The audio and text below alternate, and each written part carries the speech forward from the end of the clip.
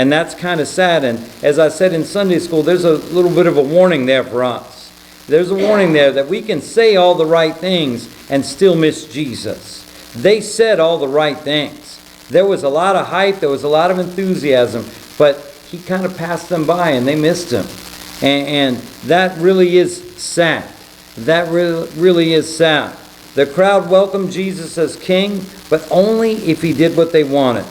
Now, Jesus wants us. He wants you to welcome him as king. He's king right now. He's King of kings and Lord of lords. He wants us to welcome him as king. In fact, he wants you and I to surrender the throne of our life and our heart to him.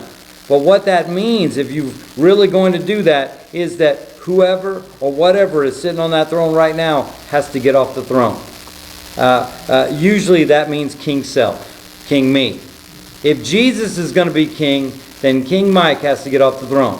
King Mike has to step aside and let Jesus there. Jesus isn't much interested in sharing the throne with me. Jesus isn't interested in me sitting there next to him. He doesn't need a co-pilot. You ever hear that saying? People say, God is my pilot, I get to be co-pilot. Jesus doesn't really want a co-pilot, to be quite honest. He wants to sit on the throne. He wants to be king. He wants to be Lord. And in order for him to do that, then whoever or whatever is king now of our life has to go. Has to go. Only room for one king. Only one. And that king needs to be Jesus. So this morning, the question is very simple. They welcomed Jesus on that Palm Sunday as king. I'm asking this morning, have you welcomed Jesus as king?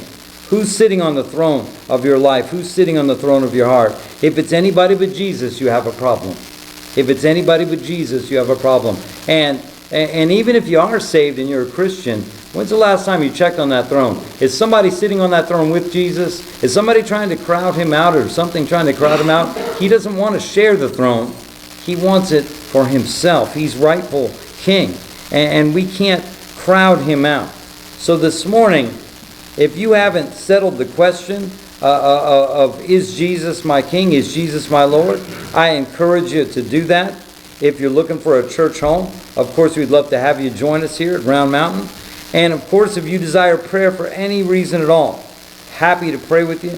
All you have to do is walk down. I've said it before, I know it's old-fashioned, but the altar call still works. It's not broke, so we don't need to fix it. All you got to do is walk down that aisle. So please consider these things, and you'll stand to your feet. We will sing our hymn of invitation.